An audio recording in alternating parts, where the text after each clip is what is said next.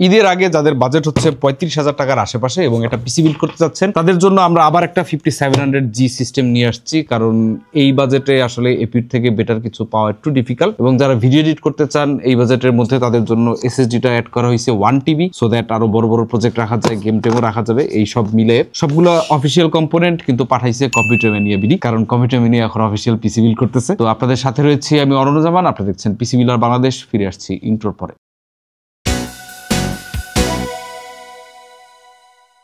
Low budget channel, call out দেওয়া যাচ্ছে না তাই খাতা কলম নিয়ে আসছি। আসলে কাহিনী তা না, কাহিনী হইতেছে আমরা এই বাজেট বিল্ড গুলো যখন এইভাবে লাইভ বিল্ড টাইপ বিল্ড করি, এখানে আমরা আলোচনা করি এবং বাজেট গুলা আমরা যেভাবে খাতায় লিখে লিখে নর্মালি আমরা সবাই বেসিক পিসি গুলো বানাইতাম, আগে প্রাইসিং গুলো করতাম, বাজেটিং করতাম, ওইভাবে আমরা করি। এই জন্য আর কি 5700G যে প্রসেসরটা আমরা আনছি, এইটার ট্রে নন ট্রে দুইটা ভেরিয়েন্ট পাওয়া যায়। ট্রে গুলার আর কি বক্স বাংলাদেশে বানানো হয়, আর যে কুলারটা এটা এমডি অফিসিয়াল কুলার না, চাইনিজ থার্ড পার্টি কুলার বক্সের মধ্যে ঢুকাই দিয়ে প্যাকেজ করে ফেলা হয়। এগুলোর দাম একটু কম। আবার গ্লোবালি ডিরেক্ট এমডি থেকে যে বক্স আসে সেগুলোর মধ্যে কুলারটাও একদম অরিজিনাল, সেগুলোর দাম আবার ভালোই বেশি বেশি মানে অনেক জায়গায় দেখা যায় 18,000 টাকার মতো রাখে। কিন্তু আমরা বাজেট স্কুইজ করার জন্য ইউজ করতেছি 8 কোর 16 থ্রেডের 5700G, যেটা বেসিক্যালি ট্রেতে আসছে এবং দেশীয় কুটির শিল্পের মাধ্যমে। এই প্রসেসরগুলোর রেগুলার মার্কেট প্রাইস এই মুহূর্তে অ্যারাউন্ড 14,800 টাকার মতো, কোথাও কোথাও আবার 15,000 বেশিও দেখা যায়। যাই হোক, এই প্রাইসের আশেপাশে পাওয়া যায়। এর সাথে মাদারবোর্ড আমরা ইউজ করতেছি MSI B450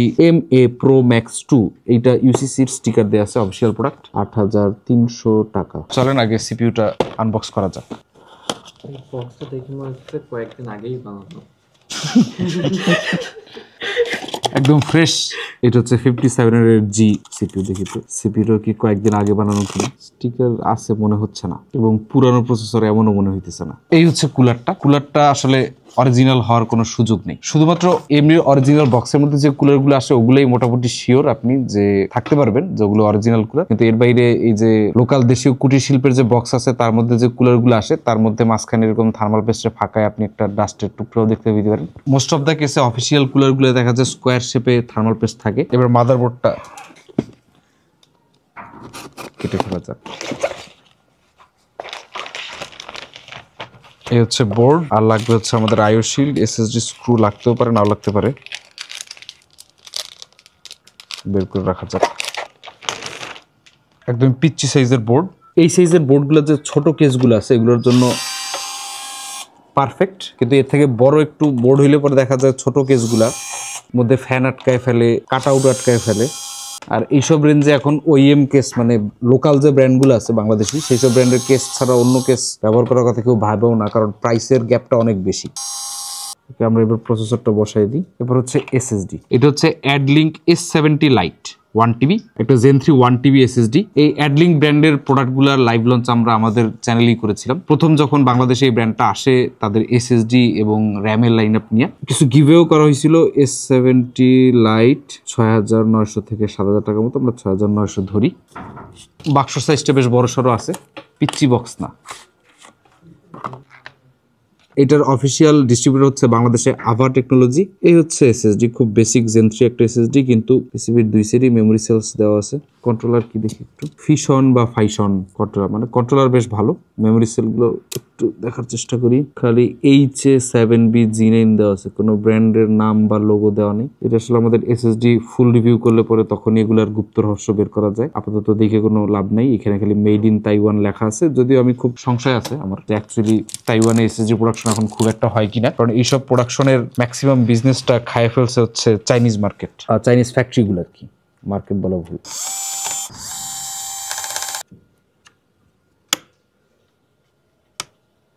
শেষ 1TB এসএসডি। যাদের বাজেট কম তারা 256 থেকে শুরু করতে পারেন, বাট এখনকার যুগে এসে 500GB অ্যাটলিস্ট হওয়া উচিত, এর কমে আসলে যাওয়া ঠিক হবে না। এরপর হচ্ছে আমরা মেমোরিগুলো লাগাই ফেলবো। মেমোরিগুলো হচ্ছে অ্যাডলিঙ্কের 3200 মেগাহার্জের 8GB দুইটা। এপিইউ সিস্টেমগুলোয় সিঙ্গেল চ্যানেল মেমোরি ব্যবহার করা হারামের পর্যায়ে বলতে পারেন, কারণ 30% পর্যন্ত পারফরমেন্স ড্রপ করে, এজন্য ডুয়াল চ্যানেল মেমোরি ইউজ করতে হবে। আমরা এগুলো আনবক্স করে ফেলি। প্যাকেজিং বেশ ভালোই আছে। এখানে এই র্যামগুলো আর কি 2,000 টাকায় পাওয়া যায়। কিংস্টনের র্যাম যদি আপনি কিনতে যাইতেন টপ ব্র্যান্ডগুলোর মধ্যে একটা, এই প্রাইস রেঞ্জে আপনি খালি একটা প্লাস্টিকের বক্স পাইতেন। বক্স শিল্পের অনেক উন্নতি হয়েছে। Add game spider 4 CL16 memory ভালোই আছে, হিটসিঙ্ক মেটাল, ঠান্ডা লাগতেছে। হিটসিঙ্কের থিকনেসও বেশ ভালো, যদিও দরকার নাই। এইখানে আপনার এসএসডি একটা হিটসিঙ্ক দিলে ওইটা বরঞ্চ অনেক কাজে আসতো। অবশ্য না, Zen 3 DRAM-less SSD-তে হিটসিঙ্ক দিলেই কি আর না দিলেই কি। অ্যাড গেমের 8GB মেমোরিগুলোর দাম 2000 টাকা করে X2।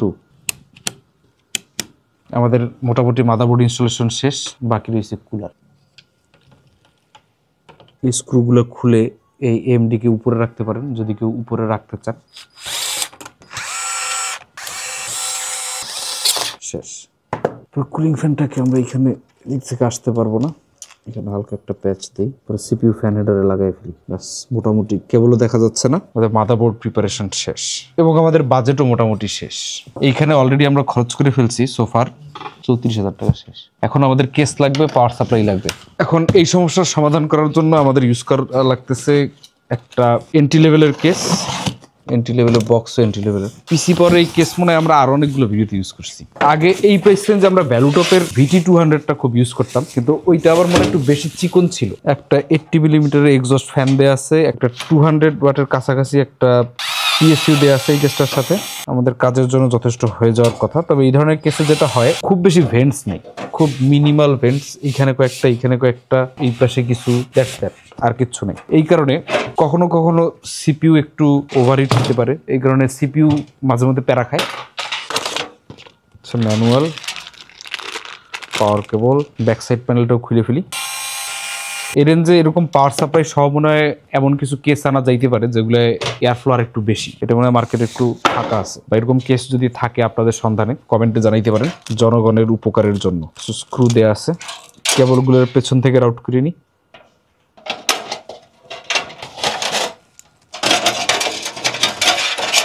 আমাদের ফ্রন্ট প্যানেল আইওগুলা, আর আমাদের লাগবে হচ্ছে PSU থেকে 24 পিন, তারপরে ইপিএস লাগবে 4 পিন ইপিএস, এটা 8 পিন ইপিএস দেওয়া আছে, এটার খুলে নিতে হবে। এবং এইটারে আনার জন্য এখানে পাওয়ার সাপ্লাই কাট আউটের কারণে কোনো জায়গা নেই, সো এইখান থেকেই নিতে হবে, নিয়ে মাদারবোর্ডের উপরে লাগাইতে হবে। আর বাকি আছে এই ফ্যানটার কেবলটা পেছন থেকে রাউট করতে পারলে একটু ক্লিন লাগবে দেখতে, কিন্তু এই জন্য অনেক কষ্ট করতে হবে। দেখে এদিক দিয়ে গিয়ে পরে পাওয়া যায় কিনা, আপাতত এখানেই থাক। আইও শিল্ডটা ইনস্টল করে ফেলি। এই হচ্ছে আইও শিল্ড।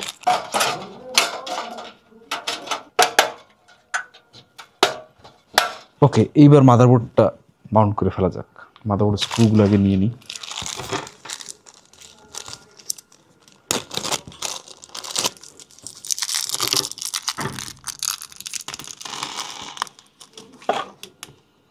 চারটা হইলে মনে হবে। এবার মাদারবোর্ডটা বসায় দিই, এখানে কেবলটা তারপরে প্যারা দিতেছে। ওকে, মাদারবোর্ড মোটামুটি জায়গা মতো বসে গেছে, শেষ মোটামুটি। প্রথমে ইপিএসটা লাগাই দিই। ওকে, এরপরে 24 পিন,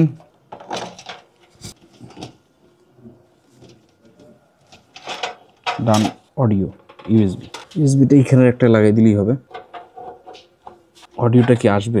আশা ছিল আসবে, কিন্তু আসতেছে না, উপর থেকে রাউট করতে হবে। আমি ছোট কেসে যত ভালোভাবেই রাউট করতে চান না কেন, পারা যায় না। বাকি হলো ফ্রন্ট প্যানেল, আইও পোর্ট, পাওয়ার সুইচ আর পাওয়ার এলইডি দিয়ে আছে। আমার পাওয়ার সুইচটাই খালি দরকার, পাওয়ার এলইডি খুব একটা কাজে আসবে না। এখান থেকে এই পাশে দুইটা কানেক্ট লাগাই দিতে হবে, কাহিনী শেষ। দ্যাটস দ্যাট, বিল মোটামুটি শেষ। এবার একটু পাওয়ার টেস্ট করা যাক।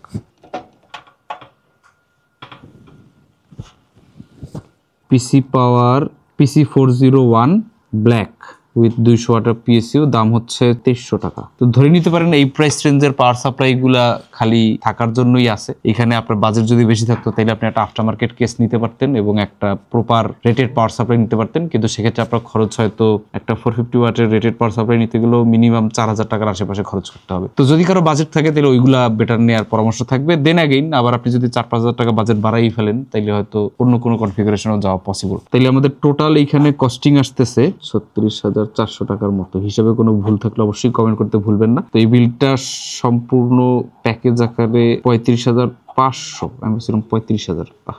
কাঙ্ক্ষিত ডিসকাউন্ট না পেয়ে একটু হতাশ। 35,500 টাকায় দিচ্ছে কম্পিউটার ম্যানিয়া। টেম্পারেচার টেস্টে যাবো এরপরে আমরা, টেম্পারেচার এবং অন্যান্য পারফরমেন্স টেস্ট। তার আগে চলুন আমরা একটু বিরল দেখে নিই।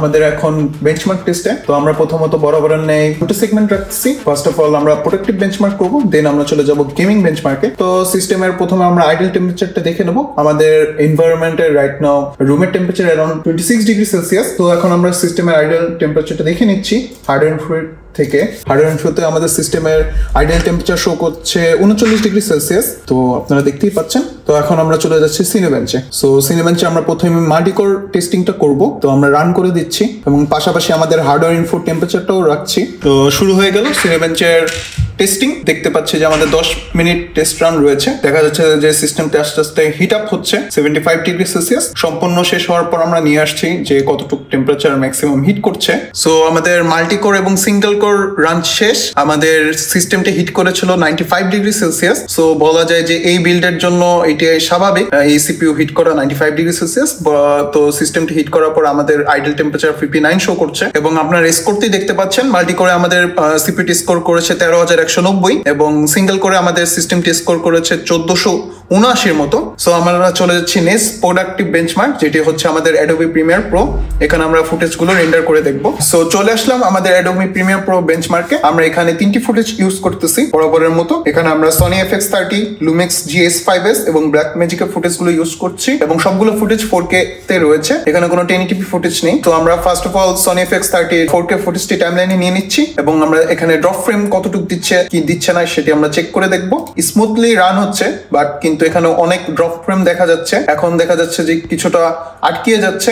তো আমাদের অ্যারাউন্ড 1772 ফ্রেমের ভিতরে 1457টি ফ্রেম ড্রপ করেছে। আপনারা বুঝতে পারছেন এটি 4K ফুটেজে একদম বাজে একটি টেস্ট রেজাল্ট দিচ্ছে আমাদেরকে। আমরা আরেকবার যাচ্ছি ফ্রেম ড্রপ কিরকম হচ্ছে কি হচ্ছে না। সো আমাদের রেজাল্টটি চলে আসছে। আমাদের দেখা যাচ্ছে যে 1768টি ফ্রেমের মধ্যে 1464টি ফ্রেম ড্রপ করেছে।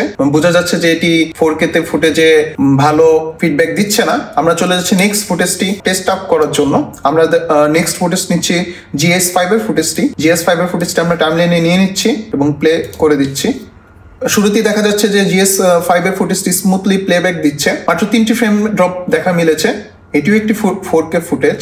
সো আমাদের 1921টি ফ্রেমের মধ্যে মাত্র ফ্রেম ড্রপ করেছে মাত্র 3টি। বলা যাচ্ছে যে GS5 এর ফুটেজটি ভালোভাবেই প্লেব্যাক হচ্ছে। এখন আমরা চলে যাচ্ছি আমাদের ব্ল্যাক ম্যাজিকের ফুটেজটি টেস্ট করার জন্য। তো আমরা ব্ল্যাক ম্যাজিকের ফুটেজটি টাইমলাইনে নিয়ে নিচ্ছি এবং প্লেব্যাক করে দেখবো যে কতটুকু ফ্রেম ড্রপ করে। শুরুতেই দেখা যাচ্ছে যে ফুটেজটি আটকে যাচ্ছে। 1905টি ফ্রেমের ভিতরে আমাদের ফ্রেম ড্রপ করেছে 1667। সো বলা যাচ্ছে যে এটি হিউজ ড্রপ। তো এখন আমরা লাস্ট চেক আমাদের কম্বাইন্ড ফুটেজ যেটি 3টির আদলে করা, সেইটি আমরা রেন্ডার চেক করে দেখব যে কতটুকু টাইম লাগছে কি লাগছে না। তো আমরা কম্বাইন্ড ফুটেজটি টাইমলাইনে নিয়ে নিচ্ছি এবং আমাদের এক্সপোর্ট করার জন্য মিডিয়া এনকোডারে নিয়ে নিচ্ছি। চলে আসলাম মিডিয়া এনকোডারে। আমরা ব্যাকগ্রাউন্ড থেকে অ্যাডোবি প্রিমিয়ার প্রোটি কেটে দিচ্ছি। সো এখন রান করে দেখব যে এনকোডিং টাইম কতটুকু টাইম লাগছে। শুরু হয়ে গেল এবং আমরা যদি দেখতে পাই হার্ডওয়্যার ইনফোতে আমাদের টেম্পারেচার কত ডিগ্রি সেলসিয়াস হিট করছে সেটিও দেখিয়ে দিচ্ছি। আমাদের অ্যাডোবি প্রিমিয়ার প্রো রান করার সময় ম্যাক্সিমাম টেম্পারেচার হিট করেছিল 81 degree Celsius. Right now media encoder running টাইমে হিট করছে 60 ডিগ্রি সেলসিয়াস। আমরা এখন রেজাল্টটি নিয়ে আপনাদের সামনে চলে আসছি। সো আমাদের মিডিয়া এনকোডারের রেজাল্ট চলে এসেছে। আপনারা দেখতে পাচ্ছেন যে আমাদের ফুল ফাইলটি রেন্ডার হতে আমাদের টাইম লেগেছিল 1424 সেকেন্ডের মতো। দ্যাটস অ্যারাউন্ড 23 মিনিট বলা যেতে পারে। যেহেতু এটি একটি 4K ফুটেজ এবং মিডিয়া এনকোডার দিয়ে ভালোই আমাদের টাইম লেগেছে, এই সিস্টেম বিল্ডে বলা যেতে পারে এটি স্বাভাবিক। সো চলে আসলাম আমাদের গেমিং টেস্ট সেগমেন্টে। আমরা এখানে ইউজ করতেছি ভ্যালোরেন্ট, যেহেতু একটি খুবই বাজেট বিল্ড। তো আমরা এখানে ভ্যালোরেন্ট ইউজ করে দেখবো। ভ্যালোরেন্ট রান করার টাইমে আমাদের সিস্টেমের টেম্পারেচারটা দেখতে পাচ্ছি 55 ডিগ্রি সেলসিয়াস। আমরা হার্ডওয়্যার ইনফিনিটি ব্যাকগ্রাউন্ডে চালানো থাকবে, দেখা যায় কতটুকু টেম্পারেচার হিট করে সিস্টেমের। চলে যাচ্ছে আমরা সেটিংসে। আমরা এখানে ভ্যালোরেন্টের সেটিংস গুলো দেখে নেব। আমরা ভিডিওতে দেখতে পাচ্ছি যে সেটিংসটি সব লোতে দেওয়া আছে, যেহেতু এটি হাই এন্ড গ্রাফিক্স এর গেম না। কম্পিটিটিভ প্লেয়ার বলেন বা নর্মাল প্লেয়ার বলেন সবাই লোতেই গেম খেলে। তো সেহেতু আমরা সেটিংস এর লোতে করে নিয়েছি এবং আমাদের গেমটি রান করছে 2K তে। আপনারা যদি 1080p তে খেলতে চান আপনারা সেখান থেকেও একটা ভালো আইডিয়া নিতে পারবেন। সো রাইট নাও আমরা 2K তে রান করছি। সো এখন চলে যাচ্ছি আমরা একটি ডেট ম্যাচ খেলতে, সেখানে আমরা এভারেজ FPS টা দেখতে পাবো। সো চলে আসলাম আমরা ভ্যালোরেন্টে ডেট ম্যাচে। আমরা ডেট ম্যাচে দেখছি অ্যারাউন্ড 200 FPS পাচ্ছে। সো আমরা এখন কিছুক্ষণ খেলে দেখবো।